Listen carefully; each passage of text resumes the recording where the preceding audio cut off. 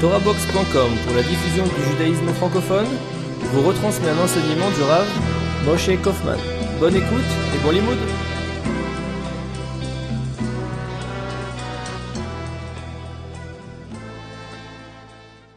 Donc, avec l'aide d'Akadosh Baruch Hu, j'aurais voulu parler aujourd'hui, Birchutrem, et d'un sujet qui concerne toutes les parchiotes qu'on est en train de lire dans le livre de Shemot, le sujet fondamental de Galut et Géoula, donc l'exil et la délivrance de l'exil, et essayer de voir un peu en profondeur, un peu plus en profondeur que le sens habituel, ce que Akadosh Baruch Hu a entendu par le Galut et la Géoula, et où nous en sommes de ce processus.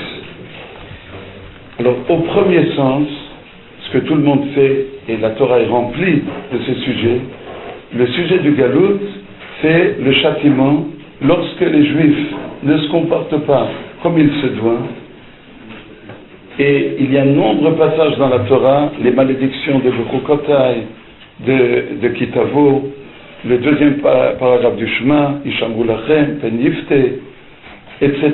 On est envoyé en Galut, on est puni pour nos fautes, la Parashat Masaé, tant de parchets dans la Torah, si on n'accomplit pas la Shemitah, la Torah nous annonce déjà qu'on sera refoulé du pays d'Israël, et tout le monde connaît ce premier plan qui est évident, et nous sommes depuis 2000 ans en Galut, et bien entendu il ne faut pas faire la première erreur, et je l'écarte immédiatement, ici c'est inutile, mais je le précise quand même, que bien entendu, quand on parle de Galut, il ne s'agit pas de Galut physique, ni d'exil de terre forcément.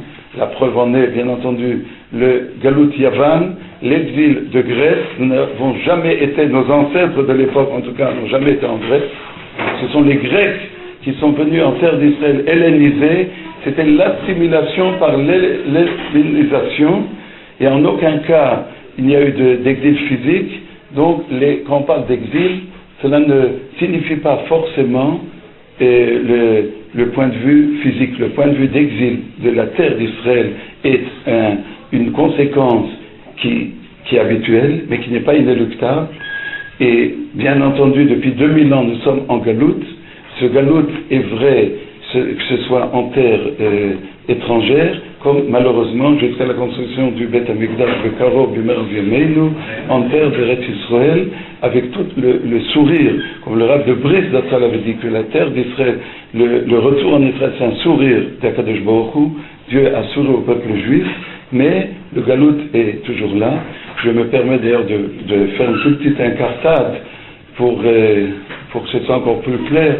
Dans 2 jours, c'est la Hilula Ne'artzai de Rabbi Yisrael Abuchatzira Zatzal, son fils, Rabbi Meir Zatzal, qui était considéré comme le Ner Ma'aravi du Klal Israël, comme le Rav Karl Einstein l'avait dit au moment des Espedim, le Rav Meir Abuchatzira, lorsqu'il est monté en Eretz Israël, il est monté à cause de l'éducation de ses enfants. Il dit, même qu'il était Rav très important au Maroc, très réputé, reconnu, respecté dans tous les domaines, et il est monté, il était allé à Ashdod, nul ne sait pourquoi, c'était une ville à l'époque très, très loin encore malheureusement des valeurs juives, avec tout ce qui se passait. Mais il a pris sur lui 3 ans de Ta'anit Dibour, 3 ans de jeûne de la parole, et on lui a demandé pourquoi. Il a donné 2 explications. Il a dit qu'il n'aurait jamais pu imaginer la dégringolade et la décrépitude auquel on puisse arriver, le peuple juif qu'il a découvert en montant en Israël avec tout ce qui se passait, etc. Et donc il fallait absolument un tikkun, il fallait un amendement. Deuxièmement, il a dit, ça c'est encore un point important pour tout un chacun qui fait une fois monter en Israël, il a dit que la terre d'Israël, c'est un lieu spirituel. Quand on parle de monter en Israël, on ne parle pas simplement de monter physiquement, c'est pas le lieu physique, c'est un lieu, la terre d'Israël, c'est un lieu d'élévation. Il a dit comme son voyage et son installation en terre d'Israël avait été assez précipité pour des raisons personnelles, il a dit, sans préparation, il est impossible d'avoir part à la terre d'Israël. Et donc, il a pris sur lui. Donc ça, c'est pour dissiper une petite erreur qui ici n'est pas vraiment nécessaire de dissiper, mais que, bien entendu, quand on parle d'exil, on ne parle pas forcément d'exil physique, géographique. En général, oui, mais pas forcément. Et donc, le premier point, c'est, je viens de le citer. Et nous sommes là, je dis en passant, j'y reviendrai à la fin, en exil de Édom, je reviendrai tout à la fin, exil de Édom, l'exil de Dessler, où nous avons fauté par haine gratuite, comme la Gemara dans Yom Adaftet, à Moudbet, la haine gratuite qui a détruit le temple, et nous sommes là pour voir la violence et la férocité de tous ces peuples, ou ces peuplades, issus de Édom, de Esav, et c'est comme un prisme, ou c'est un miroir grossissant, pour qu'en voyant le mal à l'extérieur de nous et combien nous en souffrons, nous arrivions à extirper le mal endémique et intérieur à nous, caché, qui était caché pendant 2000 ans, et c'est tout le fruit du galout, du dernier galout. J'y reviendrai sur un autre plan. Ce plan-ci et un autre plan, avec les déchets. En attendant, je voudrais maintenant analyser avec vous des choses plus en profondeur. Le début de tous les galouillotes a été prévu dans la Torah, pas à titre de réparation de fautes, en tout cas au sens simple et en profondeur. Le premier galout a été prévu et annoncé à Abraham au moment du Brit Ben Abetarim, quand Hachem a fait cette alliance et avec Abraham, qui était déjà âgé, et qui lui a dit, Yado Ateda, qui guerre Yezaracha Beret Solen, tu dois savoir que ta descendance sera étrangère d'un pays qui n'est pas à eux, va avadoum, veinu otam arba meot shana. Et ils seront asservis et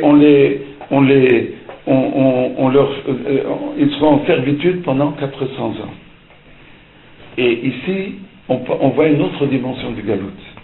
Alors la Gemara dans Nedarim, la Medbet Amud Aleph, la Gemara trouve des indices, et comme explique le Maharal sur cette Gemara, il s'agit d'indices presque infinitésimaux, non pas de fautes, mais de dimensions, les 3 points, je ne vais pas les développer, mais les 3 points qui sont mentionnés dans la Gemara, où on a, entre guillemets, pas reproché, mais on a attribué à Abraham un besoin d'élévation encore dans la Emouna, lui qui est le pilier de la Emouna. Les 3 points, je les développe. Ensuite, je vais en citer un, mais les 3 reviennent au même. Le point qu'il est posé une question pour l'héritage de la terre d'Israël, et encore une fois, il ne s'agit pas de l'héritage physique, de posséder une terre, parce que il n'aurait pas posé de question. Il a demandé à Hachem, comment est-ce que je peux avoir une postérité tellement lumineuse qu'on mérite la terre d'Israël qui est une dimension spirituelle. Et